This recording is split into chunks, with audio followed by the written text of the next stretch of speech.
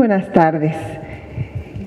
Damos inicio hoy al ciclo que tenía que continuar después de la decena trágica, el centenario de la decena trágica y del centenario del asesinato del presidente Madero y del vicepresidente Pino Suárez, que es el centenario del Plan de Guadalupe y del surgimiento del ejército mexicano.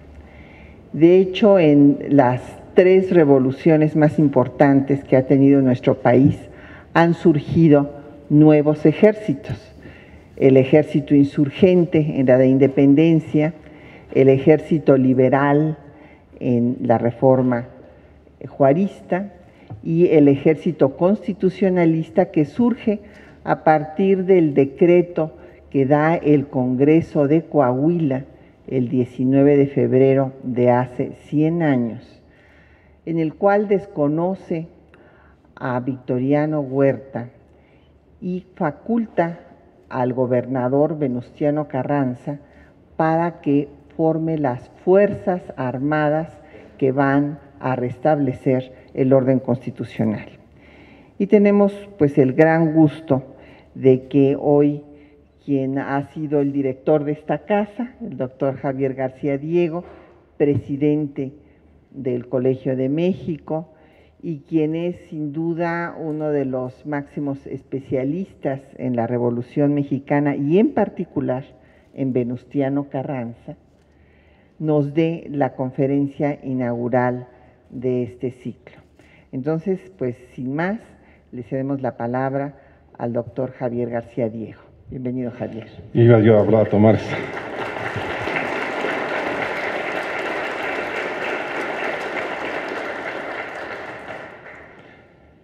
Muchas gracias, Patricia.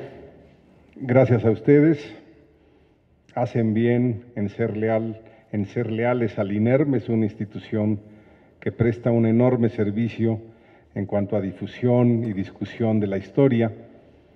Hace unas semanas realmente estuvimos aquí con el motivo del centenario del cuartelazo de febrero, de los 2 cuartelazos de febrero realmente, y yo dije que con Patricia Galeana el INERM va a tener una enorme actividad, porque la conozco hace muchos años, y es incansable, y tiene una gran percepción de la historia mexicana, así que estoy segura que este es uno más de los muchos ciclos que va a organizar, todos con atingencia y calidad académica.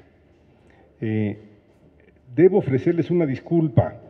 Se puso 5:45 porque yo a las 7 de la noche modero una mesa en homenaje a otro historiador muy importante que se llama Enrique Semo, aquí en siglo XXI, y el don de la ubicuidad no me ha sido dado. Entonces, como ese era un compromiso anterior, tendré que salir, concluya o no concluya con el Plan de Guadalupe. Ustedes van a tener 3 o 4 ponentes más. Al 20 para las 7, Jazmín Flores, de las Relaciones Públicas del Colegio de México, va a venir y me va a sacar de este recinto. Pero intentaré, claro está, concluir con esta versión que traigo del Plan de Guadalupe, dividida en 20 puntos, muy didáctica, ¿sí? Espero que con esos 20 puntos pues se cubra lo más importante en términos de contenido histórico que tengamos que decir sobre dicho documento. Lo primero y ya un poco lo acaba de decir la doctora Galeana, es que el Plan de Guadalupe es uno de los documentos realmente esenciales de la Revolución Mexicana.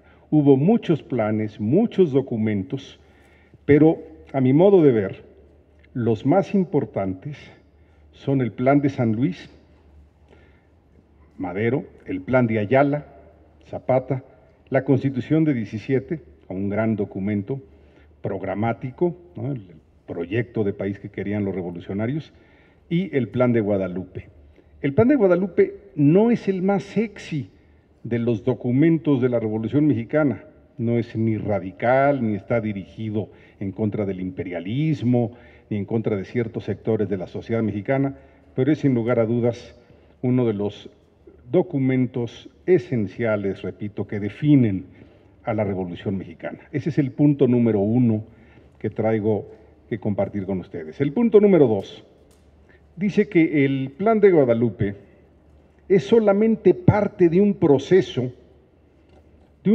que comenzó en términos formales el mes anterior con el cuartelazo de febrero o con el doble cuartelazo.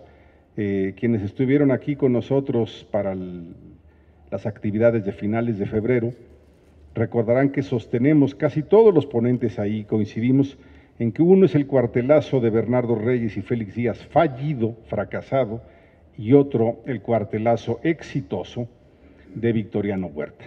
Bueno, pero lo importante es que este doble cuartelazo militar en contra de Madero, el cuartelazo de febrero o los cuartelazos de febrero, tienen a su vez dos orígenes.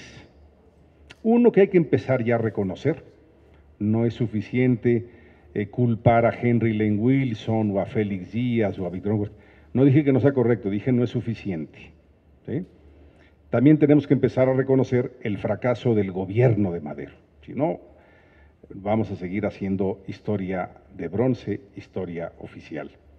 El otro antecedente para explicar el cuartelazo de febrero fueron las rebeliones que padeció el gobierno de Madero a lo largo de su presidencia, la rebelión reyista, la rebelión felicista. De hecho, a los dos jefes de esas rebeliones vencidas los trajo presos a Ciudad de México. Ahí comienza el cuartelazo. Pero sobre todo, insisto yo, el otro gran antecedente es la rebelión orozquista. Y la rebelión orozquista es antecedente del cuartelazo de febrero, porque en esa rebelión orozquista se fraguó, se consolidó, se cohesionó un nuevo liderazgo, una nueva jefatura del Ejército Federal que vino a desplazar al liderazgo vencido y envejecido, ¿sí?, desanimado de los federales vencidos por Madero en la rebelión de 1910-1911. Voy a ir en otro punto próximo a señalar cómo la rebelión orozquista es dos veces origen del proceso que llamamos cuartelazo y Plan de Guadalupe. Tercer punto, el derrocamiento de Madero dio lugar a un posicionamiento del gobierno de Coahuila, ¿sí? En este posicionamiento que se da entre la noche del día 19 y la madrugada del día 20 de febrero de 1913, tan pronto se enteran, si tan pronto son informados de que Huerta se ha hecho del poder nacional, lo primero que hace el gobierno de Coahuila, un mes antes, 5 semanas antes del Plan de Guadalupe, ¿sí?, es primero niegan el reconocimiento a Huerta. Y aquí hay un detalle que no es menor. En el primer posicionamiento, en el Plan de Guadalupe sí van a usar la palabra desconocer.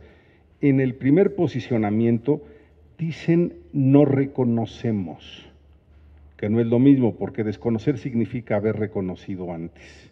Entonces dicen, no reconocemos al gobierno de Huerta, no lo reconocemos como gobierno. Segundo, convoca a los gobiernos, no dice a los gobernadores, dice a los gobiernos de los estados a secundar la posición de Coahuila. Entonces, eso quiere decir que Carranza está pensando en los gobernadores, sus pares, pero también está pensando en presidentes municipales, está pensando en congresos locales, Congreso Federal, en fin.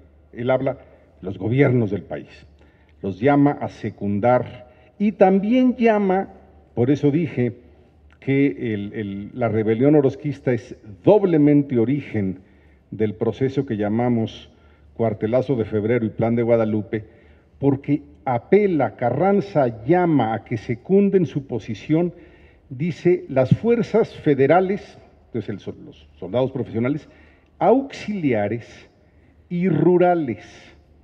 ¿Qué quiere decir esto? Que está llamando a los soldados exmaderistas que fueron organizados a lo largo de 1911, pero sobre todo en 1912, para luchar contra el orozquismo. ¿Sí? Si no se entiende esto, no se va a entender la rapidez, la prontitud con que se conforme el ejército constitucionalista. ¿Por qué? Porque ya estaban en armas en el norte del país, luchando contra el orosquismo. Simplemente había ahora que darle una nueva orientación y una nueva organización a esas fuerzas. Punto número 4. Carranza, como gobernador, hace estos posicionamientos, repito, el 19 y 20 de febrero, a pesar de que la situación de Saltillo es muy delicada.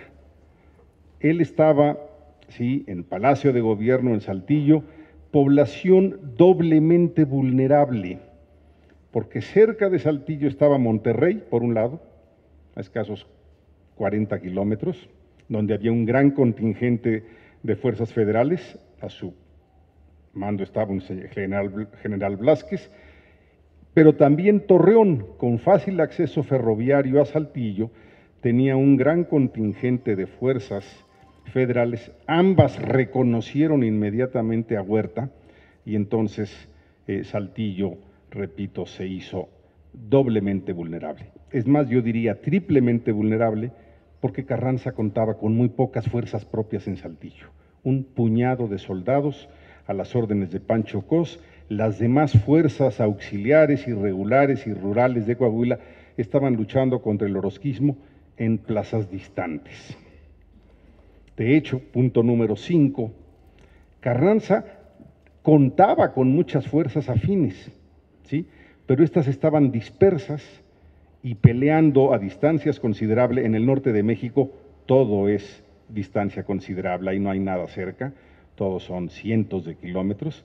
Bueno, pues estas fuerzas, repito, que estaban dispersas, que estaban distantes, son las que se remontan a la lucha contra el orosquismo de 1912.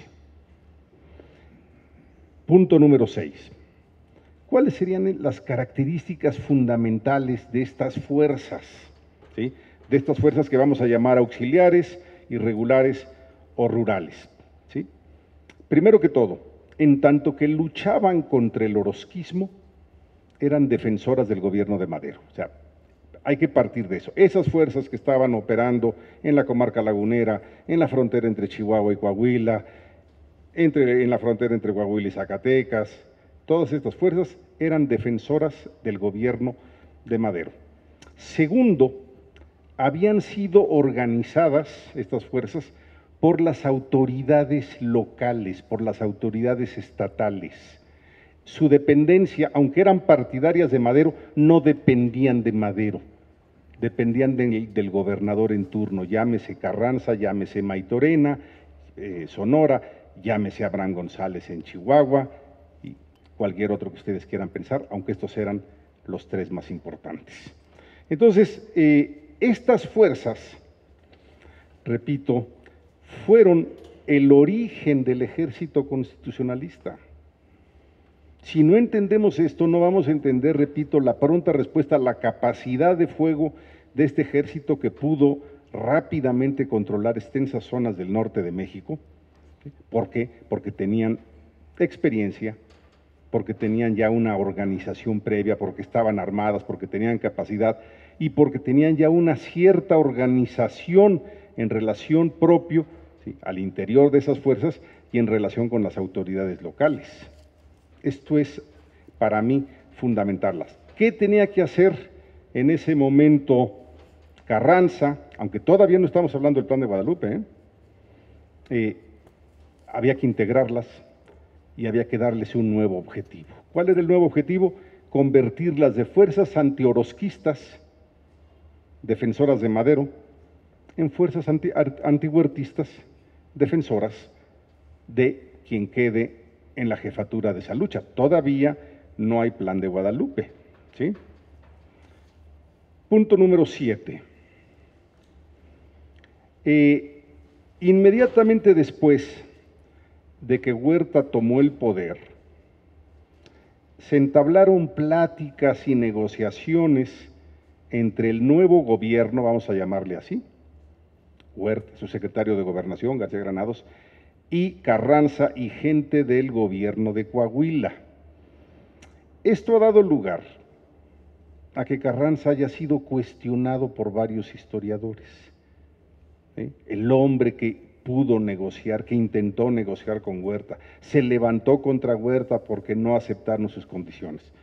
Todo esto hoy sabemos claramente que es falso. A ver, Huerta, ¿por qué le conviene entablar negociaciones con Carranza? Huerta está informado que de todos los gobernadores norteños, el único que ha mostrado resistencias a reconocerlo es Carranza. Y para que él obtenga, Huerta, el reconocimiento internacional, ¿sí?, que le interesaba mucho, Henry Lane se lo había ofrecido, el gobierno norteamericano, el reconocimiento norteamericano, pero esto hubiera dado lugar a otros reconocimientos, Huerta tenía que demostrar que él era un gobierno aceptado, que no tenía rechazos. Por eso para él era muy importante que no estallara la rebelión en Coahuila, que no cundiera una rebelión en el noreste de México. Por otro lado, Carranza necesitaba saber, él era un gobernador constitucional, no era un rebelde típico. Él no podía simplemente agarrar el fusil y salir echando tiros, era una autoridad. Entonces él tenía que saber perfectamente cómo se habían dado las renuncias de Madero y Pino Suárez, en qué condiciones se habían dado. Y de hecho Carranza manda 2 comitivas de gente suya para que se traslade a Ciudad de México, esto desde el 9 de febrero, desde que estalle el cuartelazo, para que le informe de cómo van evolucionando las cosas en Ciudad de México. Y obviamente al final el objetivo es infórmenme cómo fue que renunciaron Madero y Pino Suárez, porque esto le daba o no la legitimidad al nuevo movimiento.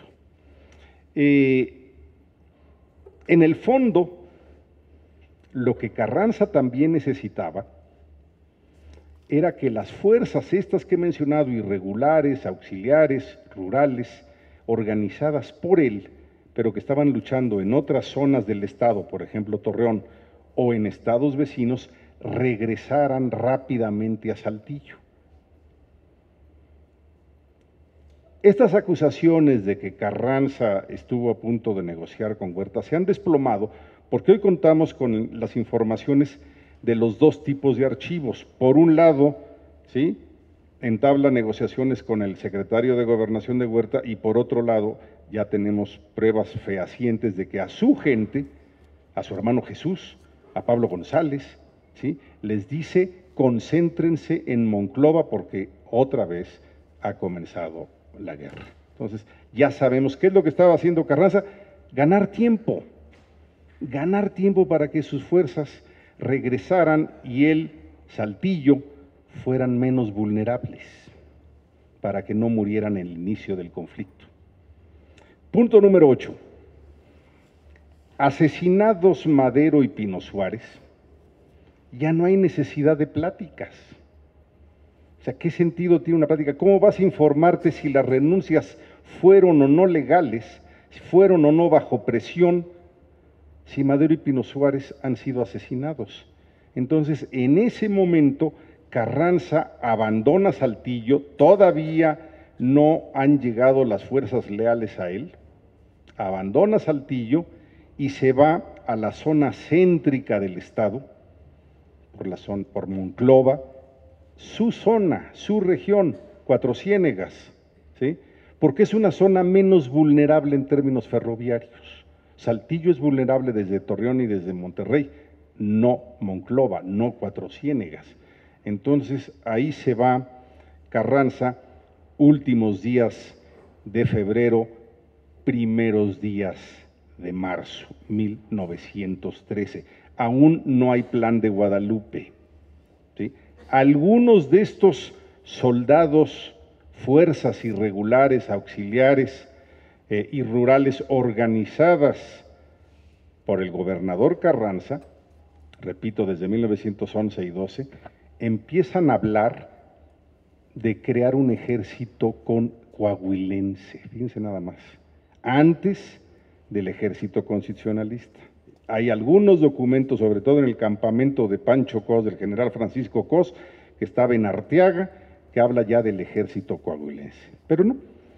Carranza entonces se va al centro del estado, punto número 9 de mi explicación, y obviamente las primeras acciones militares, cuando se encuentran con estas vanguardias que llegan sobre todo de Monterrey o de Torreón, primeras escaramuzas, Anhelo, Puerto del Carmen y demás, Carranza es vencido. Pues sí, comprensible. En la prensa nacional, prensa que era antimaderista y que rápidamente se hizo huertista, en horas, ¿sí?, se empieza a dar la versión de que Carranza ha muerto. Existen periódicos con el encabezado, así 8 columnas, murió Venustiano Carranza. Y luego se desmienten y dicen, bueno, no murió, pero vaga solo por los desiertos del norte, así lo ponen los periódicos, ¿no? Punto número 10, Carranza tiene que dar inmediatamente un golpe publicitario para que la opinión pública, ¿sí?, se dé cuenta que no está muerto, que no está vagando solo por los desiertos del norte, sino que está activo y convocando a una lucha. Además, era importante porque en la prensa nacional ya había cundido la información respecto a que muchos revolucionarios cercanos a Madero habían decidido no luchar contra Huerta. Luis Cabrera estaba en Europa, decide mantenerse ahí, Francisco Vázquez Gómez dice que él no va a retomar las armas, en fin, el gobernador Maytorena anuncia que por salud, por razones médicas, pide una licencia por 6 meses y deja el gobierno de Sonora. Hoy es día 6, hoy, hace 100 años, estaba siendo asesinado Abraham González. Entonces eran puras noticias negativas y Carranza tenía que, digamos, contrarrestar ese alud de noticias negativas para decir, no, si hay un movimiento de rechazo, ¿no? Todavía es un movimiento informe, repito, no hay plan de Guadalupe todavía. Entonces, Carranza decide dar un golpe de efectos publicitarios, como hoy diríamos mediáticos, decir aquí estoy, que sonara en el mundo entero que era falso eso de que no hubiera resistencia alguna al gobierno de Huerta en México.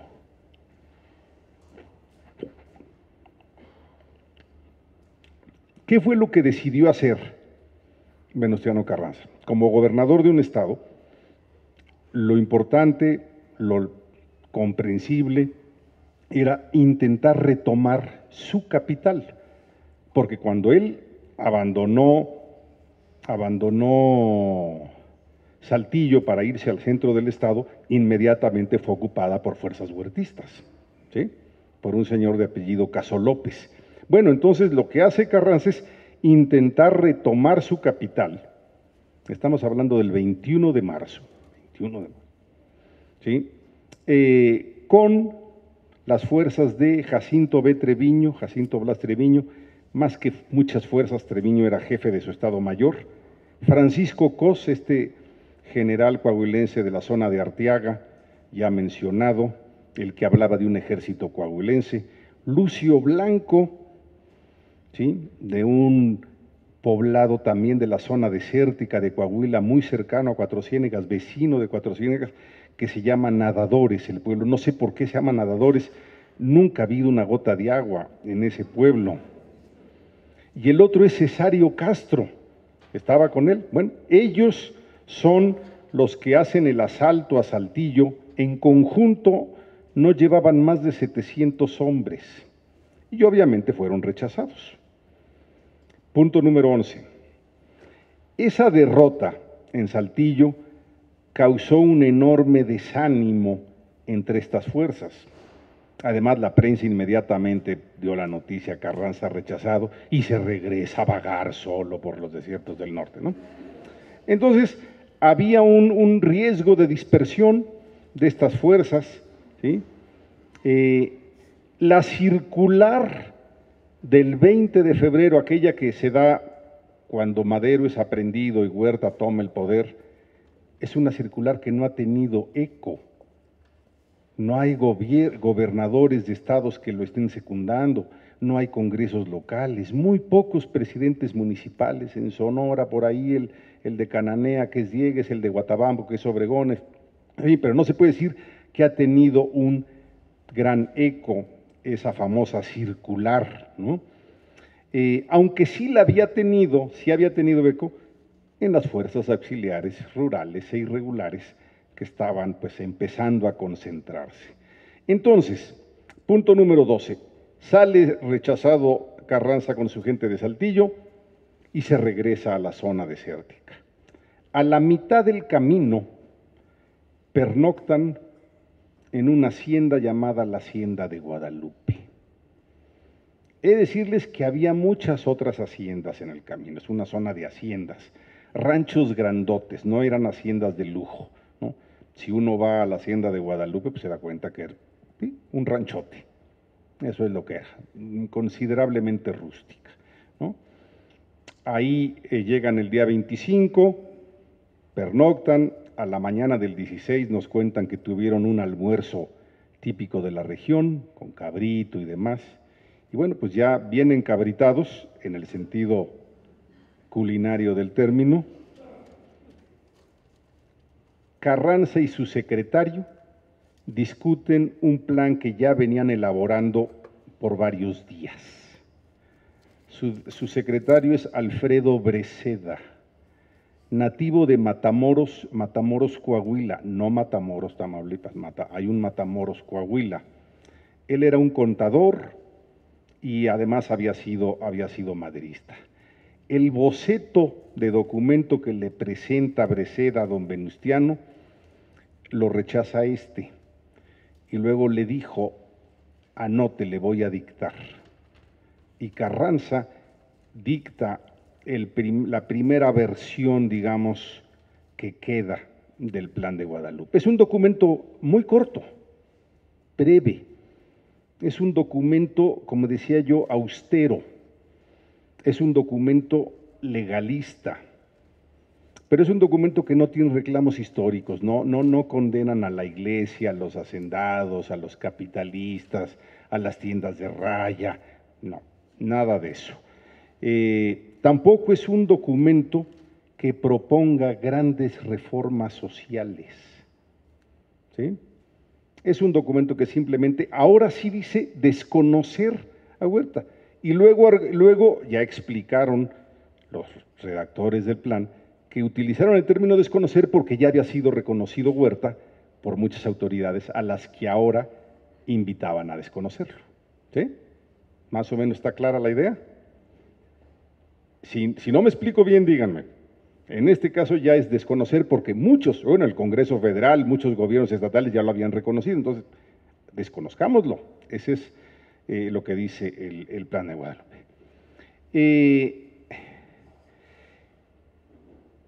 ¿Qué otras cosas podemos decir del plan? Bueno, lo que dice Carranza es que si hubiera puesto estos reclamos históricos, hubiera generado más resistencias. O sea, ¿para qué condeno a la Iglesia Católica en ese documento? Voy a generar la resistencia de la Iglesia como institución, que es muy poderosa, y de muchos católicos que simpatizan con ella, ¿no? ¿Para qué le reclamo a los hacendados como clase social histórica si yo soy uno de ellos? ¿No? ¿Qué legitimidad le voy a dar a este plan? Entonces, es un documento que, repito, es austero, es legalista, no tiene reclamos históricos sociales ni propuesta de reformas por varias razones. Uno, porque hubiera generado resistencias. Dos, porque Carranza era miembro de la élite local. Tres, porque Carranza era gobernador. No era un líder agrario ni un líder obrero que pudiera hacer un reclamo de ese tipo. Él tenía que comportarse como gobernador. No, repito, esto es importantísimo. 4, a ver, voy a hacer una pregunta. ¿Por qué otro factor ustedes piensan que el plan debía ser o fue correctamente austero. ¿Qué otro elemento hay ahí? ¿Por el tiempo que tenían? No, bueno, no a mi modo de ver. No, hay uno muy evidente y elemental. Para que fuera claro para todo el pueblo. Uno por uno. Sean más sencillos. Para que lo entendiera el pueblo. El pueblo es muy inteligente, hay que siempre confiar en la inteligencia colectiva.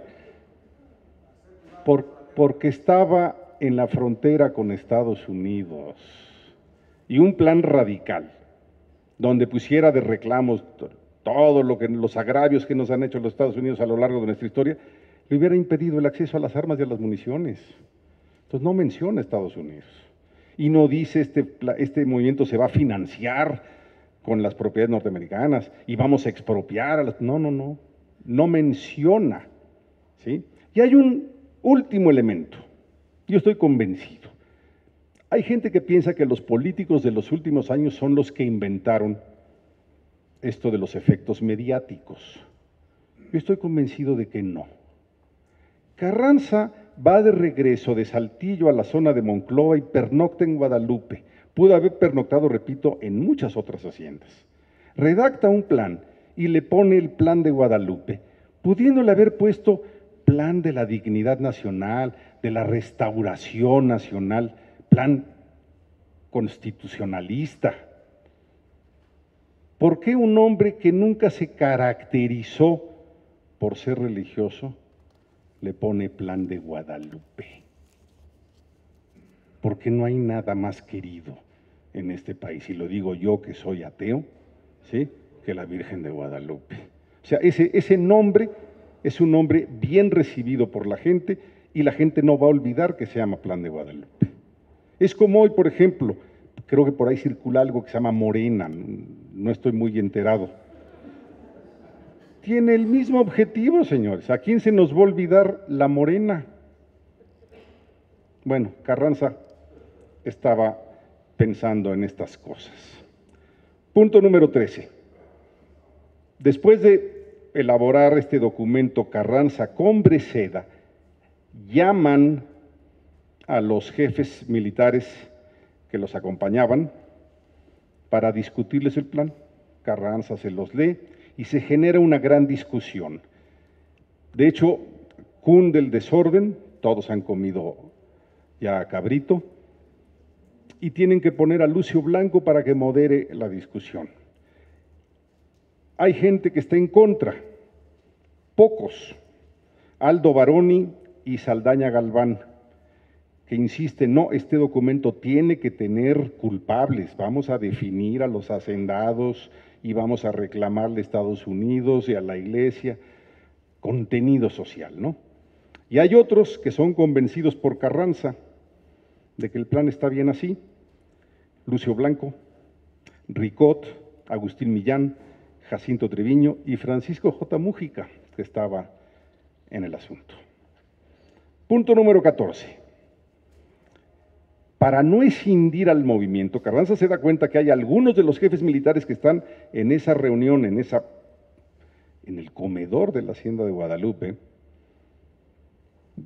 Carranza lo que concede es, dice, bueno, no modifiquemos el plan, pero incorporémosle algunos compromisos en los considerandos previos al plan. Entonces, un plan con 7 artículos muy breves y 3 considerandos. Y en esos considerandos, ¿sí?, se ofrece que cuando se restablezca la paz, se harán las reformas sociales y políticas que el país necesite. Eso es todo. Carranza yo creo que actuó con inteligencia. Se dio cuenta que a corto plazo iba a perder a algunos de los jefes militares que lo habían acompañado hasta ese momento. Pero también se dio cuenta, y creo que alguien lo convenció ahí, de que un plan estrictamente legalista, que no tuviera contenido social, no iba a reclutar, no iba a ser atractivo a muchos sectores de la población. Entonces Carranza, como lo va a hacer en otras circunstancias, como lo va a hacer en el Congreso Constituyente de 16-17, se deja rebasar se da cuenta que su posición estrictamente legalista es insuficiente y se deja rebasar. Y como dijo su jefe de Estado Mayor, Jacinto Treviño, el plan quedó ampliado y pulido. Eso es lo que dice. Punto número 15. ¿En qué consiste el plan? 7 artículos. Los 3 primeros, ¿sí?, están dirigidos al desconocimiento de las autoridades huertistas. Se desconoce al Ejecutivo, se desconoce al Legislativo y a todas las autoridades que lo hayan reconocido. El cuarto, proponen a Venustiano Carranza como primer jefe del ejército que se tiene que crear en ese momento. Aquí hay un punto importante. Carranza, aunque es el que redacta el Plan de Guadalupe, no aparece como firmante. Los firmantes son los jefes militares que lo acompañan, que lo proponen como primer jefe. ¿Sí? Entonces, cuando me dicen a mí, es que el Plan de Guadalupe de Carranza, ¿de qué estamos hablando? ¿No? Son estos jefes, 60 y tantos jefes firmantes, los que lo proponen como primer jefe.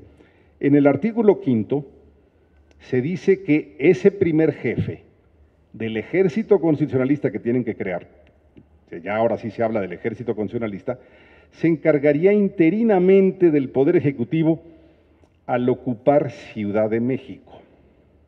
¿Sí? El artículo 6 dice que debería convocarse a elecciones presidenciales al establecerse la paz, no al llegar a Ciudad de México como luego le van a reclamar los convencionistas, al establecerse la paz. ¿Sí? El punto número 7, simplemente la promulgación del documento, y repito los considerandos introductorios. Punto número 16. ¿Quiénes fueron esos firmantes? ¿No? ¿Quiénes son los firmantes del Plan de Guadalupe? Básicamente, bueno, no básicamente, totalmente, fueron los jefes de estas fuerzas auxiliares, irregulares o rurales que Carranza había formado en 1911, pero al disolverse el ejército madrista se quedó con algunas fuerzas. ¿Sí? O sea, el proceso es este: en 1911, mayo y junio, renuncia Porfirio Díaz, triunfa el ejército madrista, según los tratados de Ciudad Juárez, tiene que disolverse. Los gobernadores norteños dijeron, bueno, vamos a quedarnos con algunos como fuerzas de estos estados, y paz en Chihuahua, paz en Sonora, paz en Coahuila. Entonces se queda con los organizados en 11 y sobre todo con los organizados en 12 para repeler al orozquismo. Esas fuerzas, repito, son las que atendieron el llamado de Carranza, fueron a Saltillo, más bien no llegaron a Saltillo, pero lo alcanzaron en la zona central y luego la acompañaron a la toma de Saltillo. ¿Sí me estoy explicando? Bueno, esos son los que regresan rechazados, derrotados de Saltillo, y en Guadalupe redactan el plan. Voy a dar algunos nombres con sus cargos para que vean ustedes qué tipo de fuerzas son las que hacen el Plan de Guadalupe. Por eso para mí era muy importante remontarnos a la lucha contra el orozquismo. Entre los principales firmantes, teniente coronel, fíjense nada más, no hay ningún general. El Plan de Guadalupe es un plan de militares menores que están iniciando una lucha. ¿Sí? El grado más alto es teniente coronel. Teniente coronel Jacinto Treviño, jefe del Estado Mayor. Teniente coronel Lucio Blanco, jefe del primer regimiento Libres del Norte. Teniente coronel Francisco Sánchez Herrero, jefe del segundo regimiento Libres del Norte. Teniente coronel Agustín Millán, del regimiento 28. Teniente coronel Cesario Castro, del primer cuerpo rural. Teniente coronel Antonio Portas, del regimiento 38. Mayor, o sea, ya mayores. Mayor Cayetano Ramos, de los Carabineros de Coahuila. Mayor Alfredo Ricó, del regimiento Morelos. Mayor Pedro Vázquez, del primer cuerpo regional. Mayor Aldo Baroni, este fue de los que exigían más contenido social, jefe de la guardia. Un médico, el mayor médico, doctor Daniel Ríos Certuche. Capitán primero, compuesto de capitán, Francisco J. Mújica. ¿Qué estaba haciendo Mújica en Coahuila? Es muy sencillo. Mújica nació, todavía tenemos unos minutos, sí. Mújica nació en un pueblo de Michoacán con un nombre realmente hermoso, nombre purépecha, Tinguindín. ¿No es lindo el nombre? Tinguindín. Cerca de Zamora. Cuando triunfa la revolución, no consigue trabajo en Michoacán, viene a Ciudad de México, tampoco consigue trabajo, estoy hablando del gobierno de León de la Barra, se va a Coahuila y Carranza le da un puesto equivalente a lo que sería el departamento del catastro en el gobierno de Coahuila. Otro capitán primero, Alfredo Breceda, que ya mencioné, era su secretario particular, Adalberto Palacios, en fin, pocos más, ¿no? Ahora, los primeros en adherirse al plan de Guadalupe, pues eran los miembros de estas fuerzas auxiliares rurales o irregulares que no estaban en Guadalupe, que no habían ido a Saltillo, ¿sí?, a atacar Saltillo, pero que estaban en la región, convocados por Carranza. Pablo González, que estaba en Monclova, y Jesús Carranza. Rápidamente también reconocen al plan de Guadalupe el Congreso local. Pues claro, el Congreso local eran cercanos a Carranza, gobernador del estado.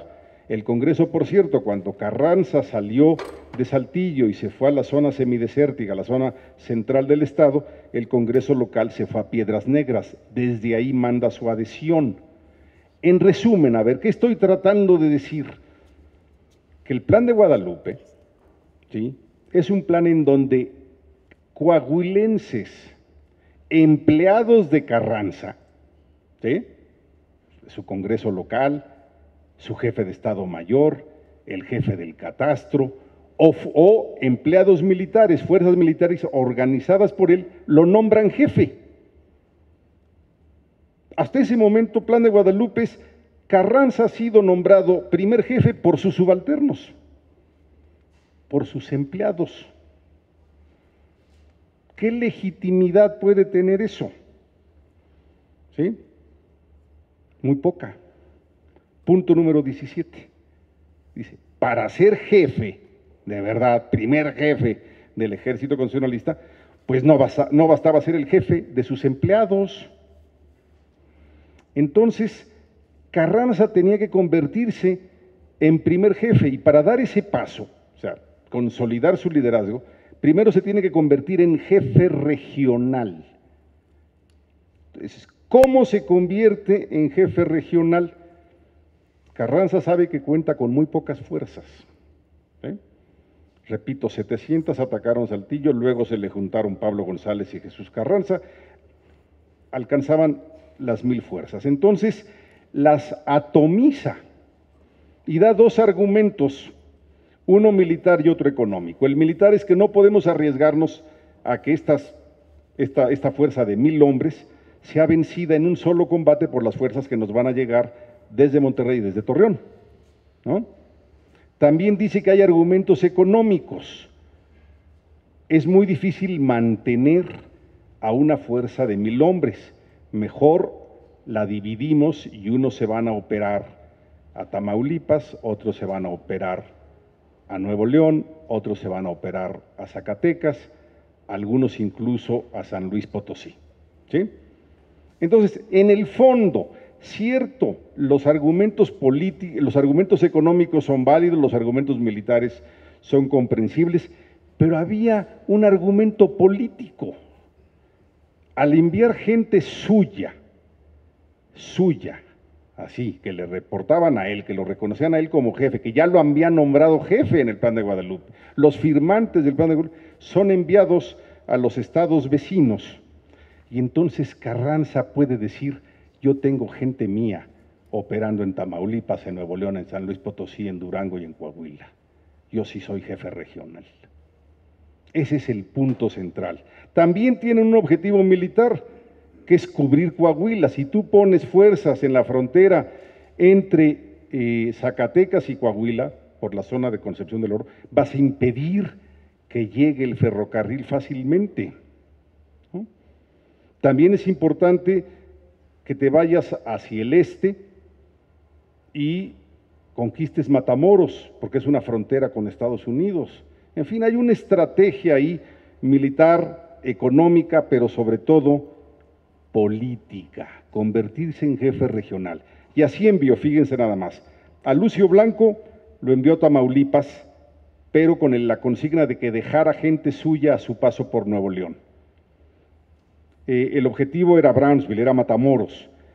Lucio Blanco se fue con Cesario Castro, con Mújica, con Alejo González. A Eulalio y Luis Gutiérrez, Eulalio era uno de los presidentes municipales que aceptó rápidamente apoyar a Carranza, los envió a que operaran en la frontera entre Coahuila y Zacatecas, Concepción del Oro, Mazapil. Era importante movilizar a los mineros. Los mineros van a ser clave en un momento revolucionario porque son los que saben dinamitar puentes y dinamitar ferrocarriles, ¿no? Ellos son hábiles en eso. A Jesús Dávila Sánchez y a Ernesto Santos Coy los envió, por ejemplo, hasta San Luis Potosí. Entonces, Carranza, esto se está dando en semanas, ¿eh? Estoy hablando de última semana de marzo, primera semana de abril. Ahora bien, Carranza tiene el nombramiento que le han dado sus gentes, sus empleados, de primer jefe. Tiene ya un poco de presencia en los estados vecinos, pero en realidad le hace falta el reconocimiento de Sonora y de Chihuahua, los estados importantes. Si no, pues tú vas a ser jefe de Coahuila, pero aquí en Sonora tenemos otro jefe, otro primer jefe, ¿no?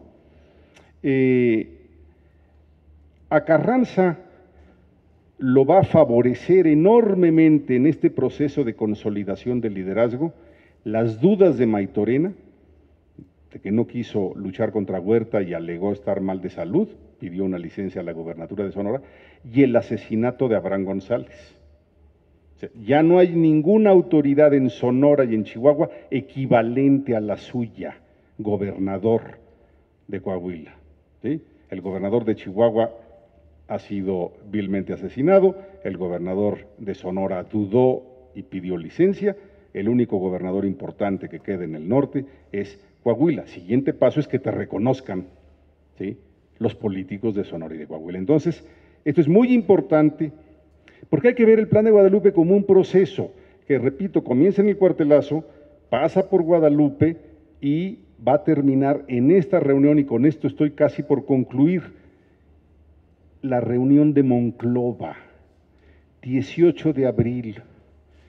En esa reunión llega un representante de la Junta Constitucional de Chihuahua, por cierto, en el exilio, no estaba operando en Chihuahua. Después de lo que le pasó a Abraham González, pues ninguno de los gonzalistas iban a quedar en Chihuahua. Entonces estaba en El Paso, pero se trasladaron a Monclova. Representante de esta Junta Constitucional de Chihuahua, el diputado local Samuel Navarro.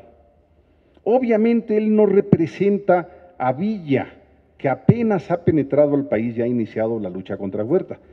Pero lo que Carranza necesitaba es que representara al gobierno de Chihuahua. Y también llegan representando al gobierno de Sonora. Recuerden ustedes, Maytorena pide licencia, queda el ingeniero Pesqueira en el gobierno de Sonora, y van representando a Sonora a esa reunión en Monclova, Roberto Pesqueira, primo del gobernador, y Adolfo de la Huerta. Y reconocen el Plan de Guadalupe. Y Carranza firma en ese momento, no el 26 de marzo, el 18 de abril, después de que Sonora y Chihuahua aceptaron el Plan de Guadalupe, Carranza aceptó el mandato, aceptó la designación que le daban su gente desde el 26 de marzo, ¿sí? Así fue como Carranza, repito, acepta el Plan de Guadalupe y se convierte en el primer jefe. El Plan de Guadalupe, punto número 20, y con esto concluye, le dio a la revolución un líder. Es muy importante. ¿Cuántos movimientos vemos que no tienen un liderazgo capaz, experimentado, legitimado? ¿Sí? Y esto es lo que le da el Plan de Guadalupe a Carranza. No era un exbandido, no era un jefe campesino, era un gobernador de un estado. Y esto en Estados Unidos y ante la clase política mexicana, ante la clase media mexicana, pues tuvo un impacto enorme. Le dio también el Plan de Guadalupe objetivos a esa lucha. ¿Cuáles eran? Derrocar a Huerta. Y una vez establecida la paz, discutiremos las reformas que necesita el país. Punto. No agreguemos más enemigos. Este Plan de Guadalupe, ¿sí?, luego va a servir en la lucha contra la Convención en 1915. Porque el liderazgo todavía lo tiene Carranza, no se ha establecido la paz. Cierto, ha ocupado Ciudad de México, pero no se ha establecido la paz. Pero claro, ¿qué es lo que se hace en el Plan de Guadalupe para luchar contra la Convención? Se hacen las adhesiones al Plan de Guadalupe. Por cierto, diciembre de 14. Ahora díganme si no Carranza tenía este sentimiento de pertinencia política, de oportunidad política. ¿Qué día de diciembre creen ustedes que se firmaron las adhesiones al Plan de Guadalupe? El 12 de diciembre. Más guadalupano no puede ser. Esas adhesiones le permiten al Plan de Guadalupe ofrecer, ahora sí ya, ofrecen una reforma agraria, ofrecen derechos sociales para los trabajadores. Lo que buscaban era atraerse a estos sectores para poder enfrentar la lucha contra la Convención de 1915. ¿Sí? En otro momento, y aquí está la directora del INERM, si me invitan, vengo a hablar sobre la guerra del constituyente o del ejército constitucionalista contra la Convención de 1914 y 1915, pero bueno, ese ya es otra etapa de la revolución, otro proceso. Por lo pronto, esto es lo que yo les quería decir del Plan de Guadalupe. Gracias. ¿Ya? Muy breve, de verdad, porque me estoy yendo. Sí, porque es cuarto. Brevísima esa pregunta nada más.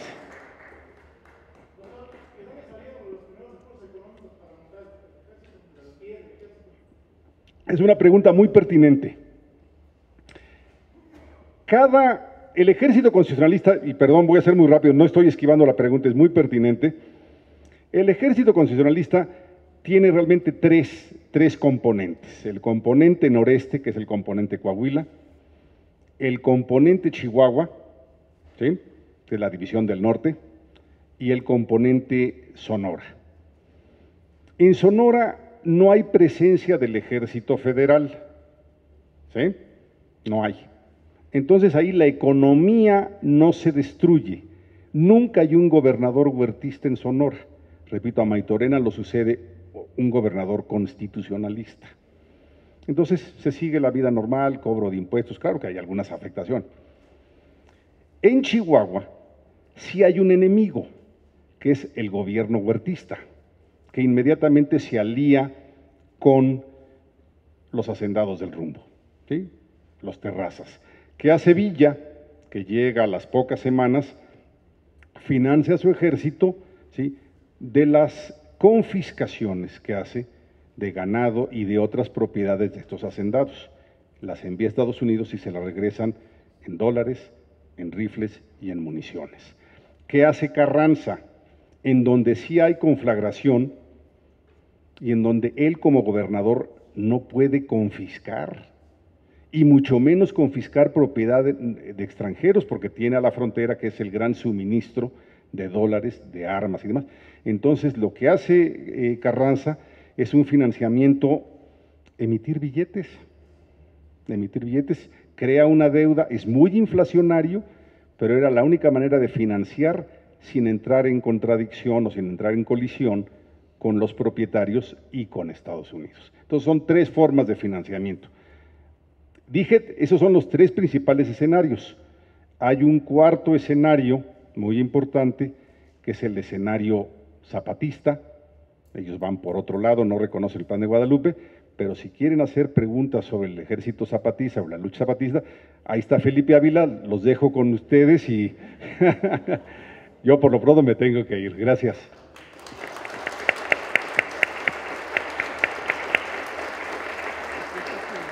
Salgo con...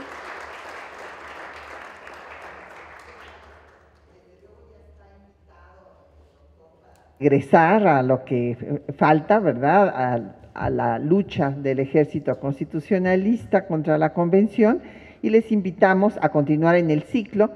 Dentro de 8 días va a estar Luis Barrón con nosotros.